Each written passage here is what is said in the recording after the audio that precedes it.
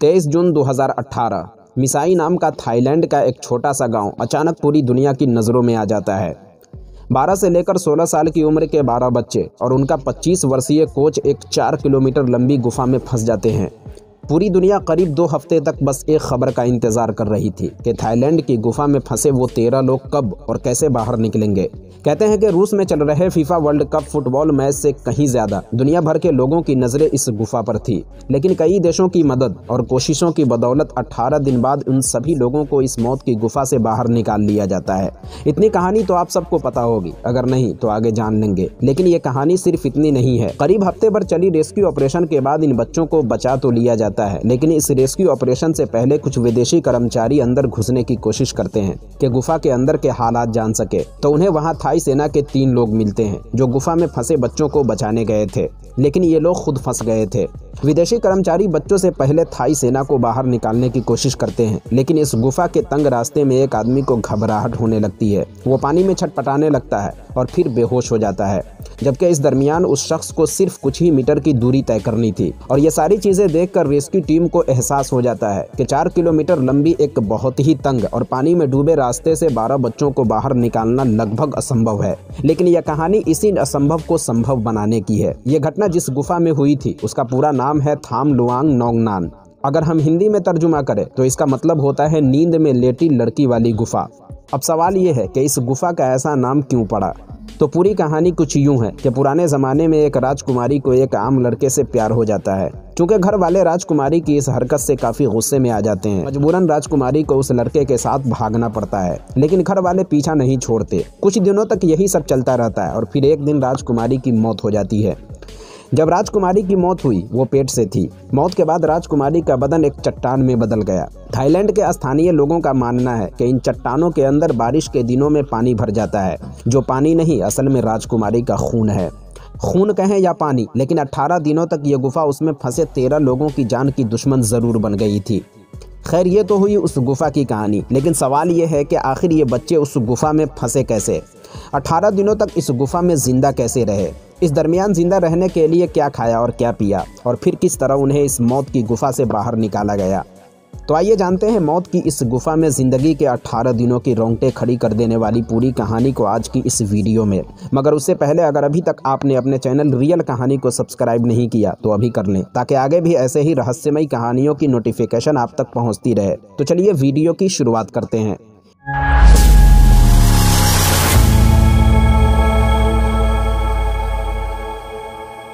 Thailand wild boars under 16 football team के 12 खिलाड़ी तय करते हैं कि प्रैक्टिस मैच के बाद वो जन्मदिन मनाने के लिए गुफा में जाएंगे। मैच खत्म होता है और उसके बाद 12 खिलाड़ी 25 वर्षीय कोच के साथ अपने साथी का जन्मदिन मनाने के लिए गुफा के लिए निकल पड़ते हैं। यहाँ वो अक्सर घूमने के लिए आते थे और कई बार तो 10 किलोमीटर अंदर तक चले जाते थे। लेकिन 23 जून 2018 को उनसे एक गलती हो गई। उन्होंने इस बात का ध्यान नहीं रखा कि जून का महीना चल रहा है और किसी भी वक्त बारिश हो सकती है और बारिश का पानी गुफा में जाने वाले रास्ते को बंद कर सकती है।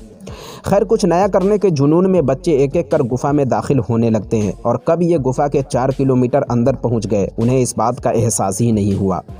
जब ये गुफा में दाखिल हुए उस वक्त मौसम बिल्कुल साफ था, लेकिन जैसे ही ये 4 किलोमीटर अंदर पहुंचे अचानक मौसम का मिजाज बदलने लगता है। उधर खराब मौसम से बेखबर बच्चे लगातार गुफा के अंदर बढ़ते जा रहे थे। गुफा के मुंह से अंदर 200 मीटर का रास्ता कुछ चौड़ा और बिल्कुल सूखा हुआ था, लेकिन 200 मीटर के बाद गुफा का रास्ता इतना तंग हो जाता है कि मुश्किल से एक आदमी अंदर जा सके। चूंकि ये बच्चे थे इसलिए आसानी से इस तंग रास्ते को भी पार कर गए।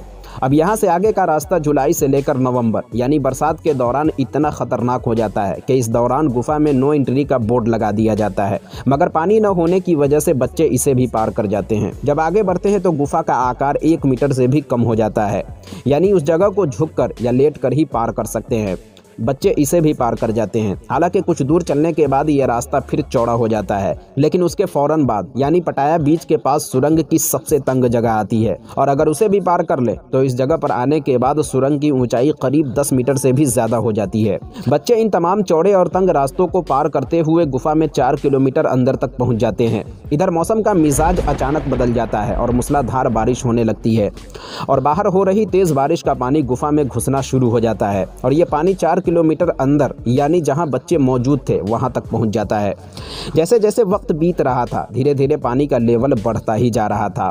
बच्चे इस अचानक आए पानी को देखकर घबरा जाते हैं, लेकिन इन बच्चों के कोच उन्हें शांत करवाते हैं। वो कहते हैं कि डरो नहीं, सब ठीक हो जाएगा, हम तुम्हारे साथ हैं ना। कोच के कहने पर बच्चे शांत तो हो जाते हैं। कोच सभी बच्चों को गुफा में मौजूद सबसे ऊंची जगह पर ले जाते हैं ताकि बच्चे इस अचानक आए पानी से दूर रहें। लेकिन सबसे बड़ा सवाल ये था कि बारिश के पानी से भरे इस 4 किलोमीटर लंबी गुफा को पार करेंगे कैसे, क्योंकि इन बच्चों में से किसी को भी तैरना नहीं आता था। लेकिन अगर तैरना भी आता फिर भी पानी से भरे इस गुफा के इतने लंबे और तंग रास्ते को पार करना मौत को दावत देने के बराबर था। बच्चे तो बच्चे थे, मगर कोच को इस अचानक आई आफत का अंदाजा हो चुका था और वो समझ चुके थे कि जाने अनजाने में ही सही मगर हम गुफा में बुरी तरह फंस गए हैं। अब कोच फैसला करते हैं कि जब तक हालात ठीक नहीं हो जाते और जब तक गुफा में पानी का स्तर कम नहीं हो जाता हम यहीं ठहरेंगे। अब सभी बच्चे एक कोने में दुबककर पानी कम होने का इंतजार करने लगते हैं, मगर हालात सुधरने के बजाय और बिगड़ने लगता है, क्योंकि बाहर लगातार हो रही बारिश से गुफा में पानी का लेवल बढ़ता ही जा रहा था। इधर काफी वक्त बीतने के बाद भी जब बच्चे घर नहीं लौटते तो उनके माता पिता को चिंता होने लगती है। अब जगह जगह बच्चों को तलाशना शुरू कर देते हैं, लेकिन जब बच्चों का कोई सुराग नहीं मिलता तो थक हारकर स्थानीय पुलिस में गुमशुदगी की रिपोर्ट दर्ज करवा देते हैं। शुरुआती जांच लोकल पुलिस करती है और इस जांच में 12 बच्चों की साइकिल गुफा के नजदीक मिलती है। साइकिल के मिलते ही ये समझने में देर नहीं लगती कि हो न हो बच्चे भी इसी गुफा के अंदर फंसे हो। इतना ही नहीं, गुफा के मुहाने पर बच्चों के हाथ और पांव के निशान भी थे, जिससे उनके परिवार वालों की बेचैनियां और बढ़ने लगी। बच्चों के गुफा में फंसे होने की जानकारी लोकल पुलिस रेस्क्यू टीम को देती है। रेस्क्यू टीम ऑपरेशन शुरू करती है, मगर दिक्कत ये थी कि बच्चों तक पहुंचा कैसे जाए। थाईलैंड की नेवी के लोग भी मदद के लिए आए, लेकिन किसी को बच्चों का कोई सुराग नहीं मिलता। रेस्क्यू टीम को लगा हो न हो मगर शायद बच्चे इसी गुफा में फंसे हो, मगर पानी से भरे गुफा में घुसने के लिए केव डाइविंग आना जरूरी था। केव डाइविंग का मतलब होता है गुफा में तैराकी, जिसके लिए एक खास ट्रेनिंग की जरूरत होती है। कहते हैं कि दुनिया भर में चंद ही लोग ऐसे हैं जो ऐसी गुफाओं में तैरना जानते हैं। कई डाइवर्स को बुलाया जाता है, लेकिन उनके आने से पहले कुछ न कुछ तो करना ज़रूरी था। इसीलिए 3 से 4 दिनों तक पंप की मदद से गुफा से पानी बाहर निकालने की कोशिश की जाती है, लेकिन इसका भी कोई ख़ास फ़ायदा नहीं होता, क्योंकि बीच बीच में होने वाली बारिश से पानी फिर भर जाता है। 5 दिन बाद भी जब कोई नतीजा नहीं निकलता तब थाईलैंड की सरकार दुनिया के अलग अलग मुल्कों से मदद मांगती है। यूके, अमेरिका और ऑस्ट्रेलिया से खास केव डाइवर्स बुलाए जाते हैं। ये डाइवर्स गुफा के अंदर जाने की कोशिश करते हैं, मगर ये काम मुश्किल साबित हो रहा था। पहली बात तो ये, गुफा के अंदर पानी के बहाव की दिशा उल्टी थी। गुफा में कई जगह खड़ी चट्टानें थी। गुफा कहीं इतनी तंग हो जाती थी कि आदमी खड़ा भी न हो सके। इसके अलावा ये पूरा रास्ता घुप अंधेरे के बीच मैले पानी में तैरकर पार करना था। ये सब करते हुए पूरा हफ्ता निकल जाता है, लेकिन बच्चे और कोच के बारे में कोई खबर नहीं मिल पाती। समझ में नहीं आ रहा था कि ये 13 लोग अंदर जिंदा हैं भी या नहीं। 9 दिन बीत चुके थे। गुफा के मुहाने पर मिले सबूतों को छोड़ दें तो अब तक ऐसी एक भी दूसरी निशानी नहीं मिली थी जिनसे उनके जिंदा होने या न होने के सबूत मिल पाते। अब हर गुजरते दिन के साथ उम्मीदें दम तोड़ती जा रही थी। ऊपर से खतरा ये था कि अगर बारिश हो गई तो फिर पूरी गुफा ही पानी से भर जाएगी, जिसके बाद कोई उम्मीद नहीं बचेगी। और इसी उधेड़ बुन के बीच ठीक 9वें दिन गुफा के अंदर से एक आवाज़ आती है। पूरी गुफा पानी से भरी हुई थी, जिसके अंदर तैरना सिर्फ एक्सपर्ट गोताखोरों के बस की बात थी। सबसे पहले उन बच्चों के नज़दीक ब्रिटेन के गुफा एक्सपर्ट जॉन वेलेंथन पहुँचते हैं, जिन्हें थाईलैंड सरकार ने खास इस मिशन के लिए बुलाया था। जब जॉन बच्चों के नज़दीक पहुँचते हैं तो वह चिल्लाकर पूछते हैं, कोई है? अंदर से आवाज़ आती है, हाँ। जॉन पूछते हैं, आप कितने लोग हैं? आवाज़ आती है 13 यानी 13। 9 दिनों बाद इस गुफा के 4 किलोमीटर अंदर फंसे 12 बच्चे और कोच किसी बाहरी आदमी की आवाज़ सुनते हैं। साथ ही ये भी कन्फर्म हो जाता है कि गुफा में फंसे सभी बच्चे और उनके कोच अभी भी जिंदा हैं। अब सबसे बड़ा सवाल ये था कि पानी से लबलबाती गुफा से बच्चों को निकाला कैसे जाए, जबकि उनमें से किसी को तैरना नहीं आता। मगर इससे भी बड़ा सवाल ये था कि आखिर 9 दिनों तक इस अंधेरी गुफा में 11 से 16 साल के बच्चे जिंदा कैसे रहे। खुद बच्चों ने बताया कि शुरुआत के 9 दिन बहुत कठिन थे। किसी को कुछ नहीं पता कि उनके साथ क्या होने वाला है, क्योंकि बीते 9 दिनों तक उन्हें ये भी मालूम नहीं था कि कोई उनके यहाँ होने के बारे में जानता भी है या नहीं।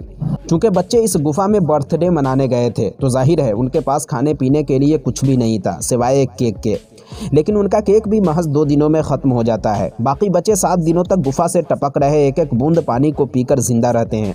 लेकिन उनके कोच खाने के नाम पर केक का एक टुकड़ा भी नहीं खाते, ताकि बच्चों के लिए अधिक खाना बचाया जा सके। इससे अंदाज़ा लगाया जा सकता है कि ये कितनी बड़ी मुसीबत में फंस चुके थे। कोच एकपोल को पता था कि बिना खाने के बच्चे ज़्यादा दिन तक जिंदा नहीं रह पाएंगे और इस बात का कुछ अंदाज़ा नहीं लग पा रहा था कि वो यहाँ से निकलेंगे कब। इसीलिए कोच ने बच्चों को मेडिटेशन कराना शुरू कर दिया। एकपोल कोच बनने से पहले एक साधु यानी मॉन्क थे, इसीलिए उन्हें मेडिटेशन और ऐसे हालात में बिना खाए पिए कई दिनों तक जिंदा रहने की कला आती थी। कोच ने बच्चों को शरीर की ताकत बचाने के तरीके सिखाए और गुफा में रहने के दौरान उनकी हिम्मत बढ़ाते रहे। हालांकि जब गोताखोर उस जगह पहुंचे तब तक बच्चों की हालत खराब हो चुकी थी, खासकर कोच की, जिसने इतने दिनों तक कुछ भी नहीं खाया था और उसका शरीर बेहद कमजोर हो चुका था। पूरे 9 दिन बाद उन्हें खाना और दवाएं मिली थी। अब बच्चों को किसी तरह गुफा से बाहर निकालना था, पर काम बेहद मुश्किल था क्योंकि गुफा पानी से भरी हुई थी और जगह बेहद तंग थी। ऊपर से मूसलाधार बारिश का खतरा लगातार बना हुआ था, बल्कि रह रह कर अब भी बारिश हो रही थी, मगर बच्चों को किसी भी कीमत पर बचाना था। अब दुनिया भर के महारथियों के साथ मिलकर गुफा से बच्चों को बाहर निकालने का पहला ऑपरेशन शुरू किया जाता है, मगर पहली कोशिश में ही रेस्क्यू टीम को बड़ा धक्का तब लगता है जब रेस्क्यू टीम में शामिल एक सील कमांडो की गुफा में ऑक्सीजन की कमी की वजह से मौत हो जाती है। अब तक 2 हफ्ते बीत चुके थे, मगर तमाम कोशिशों के बावजूद भी बच्चे अभी तक गुफा में फंसे हुए थे। इस गुफा में 4 किलोमीटर अंदर फंसे बच्चे और उनके कोच को बाहर निकालने के लिए थाईलैंड नेवी सील के कमांडो और गोताखोरों की टीम ने दिन रात एक कर दिया था। एक तरफ रेस्क्यू ऑपरेशन में लगे लोग बच्चों को सुरक्षित निकालने की हर मुमकिन कोशिश कर रहे थे, तो दूसरी तरफ गुफा में फंसे बच्चों के घर वाले दुआएं मांग रहे थे। पूरी दुनिया की सांस अटकी हुई थी। जिस रास्ते से एक्सपर्ट गोताखोरों को जाने में दिक्कत आ रही थी, उस रास्ते से बच्चे कैसे आएंगे, ये बड़ा सवाल था। हर एक ने अपनी राय दी। टेस्ला के मालिक एलन मस्क ने बच्चों की साइज की एक सबमरीन बनाने का सुझाव दिया, जिसे उनकी कंपनी के इंजीनियर खुद तैयार करने वाले थे, लेकिन गुफा का रास्ता इतना तंग था कि ये प्लान जल्द ही नकार दिया गया। फिर बचाव दल ने कहा कि बच्चों को बाहर लाने का सिर्फ एक ही तरीका है कि उन्हें ऑक्सीजन मास्क पहनाया जाए, फिर एक एक कर हर बच्चे को तैराक के साथ बाहर लाया जाए। लेकिन इस काम में भी दिक्कत थी। दरअसल रेस्क्यू की शुरुआत में थाई नेवी के कुछ लोग अंदर फंस गए थे। जब उन्हें बचाने के लिए इस तरह तैराकर लाया गया तो उनमें का एक आदमी तंग जगह और अंधेरा देखकर घबराने लगा और उसे बाहर निकालने में काफ़ी मशक्कत उठानी पड़ी। बचाव दल को लगा अगर बच्चे भी इस तरह बीच ऑपरेशन में घबरा गए तो उनके और बचाव कर्मचारी दोनों के लिए खतरा पैदा हो सकता है। इसलिए तय हुआ कि सारे बच्चों को बाहर लाने से पहले बेहोश किया जाएगा। लेकिन यह भी एक पेचीदा और मुश्किल से भरा काम था, क्योंकि बेहोशी की दवा खासकर बच्चों में एकदम ठीक मात्रा में देनी होती है और ये काम कोई बेहोशी का खास डॉक्टर ही कर सकता था। दुनिया में बेहोशी के डॉक्टरों की कोई कमी नहीं है, लेकिन बड़ा सवाल ये था कि इस काम के लिए एक ऐसे डॉक्टर की ज़रूरत थी जो बेहोशी की दवा देने में एक्सपर्ट होने के साथ एक अच्छा केव डाइवर्स यानी इस तरह की तंग गुफाओं में तैरना भी जानता हो। तभी तो वो अंदर जाकर बच्चों की हालत और सेहत को देखकर उन्हें बेहोशी की दवा देते। दुनिया में ऐसे लोगों की गिनती उंगलियों पर की जा सकती है जो बेहोशी का डॉक्टर होने के साथ एक केव डाइवर्स भी हो। लेकिन मुश्किल की इस घड़ी में काम आते हैं ऑस्ट्रेलिया के डॉक्टर रिचर्ड हैरिस, जो दोनों काम में एक्सपर्ट थे। हैरिस को जब शुरुआत में इस ऑपरेशन के बारे में बताया जाता है तो वो इनकार कर जाते हैं। उनके मुताबिक ये ऑपरेशन असंभव था। फिर जब उन्हें बताया जाता है कि उनकी ना का मतलब 13 लोगों की मौत है तो वो तैयार हो जाते हैं। 6 जुलाई तक दुनिया भर से लगभग 60 तैराक इस काम के लिए थाईलैंड पहुंच जाते हैं। गुफा से लगातार पानी पंप किया जा रहा था ताकि ऑपरेशन में आसानी हो। 7 जुलाई को अधिकारी अचानक ऐलान करते हैं कि वो तुरंत रेस्क्यू ऑपरेशन शुरू करेंगे क्योंकि वक्त बहुत कम बचा है। वहां के रहने वाले लोगों के मुताबिक 10 जुलाई तक गुफा अक्सर बारिश के पानी से पूरी तरह भर जाती है, इसीलिए 10 जुलाई से पहले पहले बच्चों को हर हाल में निकालना जरूरी था। सबसे पहले रेस्क्यू टीम ने गुफा से 1.5 किलोमीटर अंदर ऑपरेशन का बेस तैयार किया, जहां से डाइविंग कर बच्चों तक आना जाना कर सके। उसके बाद ऑपरेशन बेस से लेकर जहां बच्चे फंसे थे एक गाइडिंग रस्सी लगाई जाती है ताकि कोई रास्ता न भटके। डाइविंग के लिए हर बच्चे को तैराकी सूट पहनाया जाता है जिसमें ऑक्सीजन सिलेंडर और चेहरे पर मास्क शामिल थे। बचाव दल का तैराक बच्चे को अपनी बाएं और दाएं तरफ लेकर चलता है और गुफा के तंग रास्तों पर उसे आगे की तरफ धकेल देता है। करीब 1.5 किलोमीटर तक बच्चों को पानी में डूबकर तैरना था। हालांकि हकीकत में उन्हें गोताखोरों ने पकड़ा था क्योंकि बच्चों को हल्की बेहोशी की दवा दी गई थी ताकि वो घबराए नहीं। 1.5 किलोमीटर बाद जब पानी इतना हो गया जिसमें आसानी से सर बाहर निकल सकता था, तब बच्चों को एक स्पेशल कैप्सूल में लेटाया जाता है जिसमें एक हैंडल लगा था, जिसे गोताखोर अपने हाथों में पकड़कर गुफा के बाहर तक लाते हैं। इसी तरीके से पहले दिन 4 बच्चों को बाहर निकाला जाता है, फिर अगले रोज 4 को और फिर उसके अगले रोज 4 को। 10 जुलाई तक यह ऑपरेशन सक्सेसफुल हो जाता है और गुफा में फंसे सभी 13 लोगों को बाहर निकाल लिया जाता है। 11 जुलाई को जब सही सलामत बच्चों की पहली तस्वीर दुनिया के सामने आती है तो एक सेकंड के लिए मानो पूरी दुनिया एक हो गई हो। गुफा में फंसे 13 लोगों के मुश्किल ऑपरेशन की कामयाबी पर थाई नेवी सेल्स ने फेसबुक पर लिखा था, हमें नहीं पता ये चमत्कार है, विज्ञान है या कुछ और, लेकिन सभी 13 लोग गुफा के बाहर हैं। थाईलैंड की गुफा में जो मिशन नामुमकिन लग रहा था वो आखिरकार कामयाब रहा। थाई नेवी सेल्स और 50 गोताखोरों ने ऑपरेशन को अंजाम देकर बच्चों को तो बचा लिया, मगर इस मिशन में एक पूर्व नेवी गोताखोर समन गुनान की जान चली गई।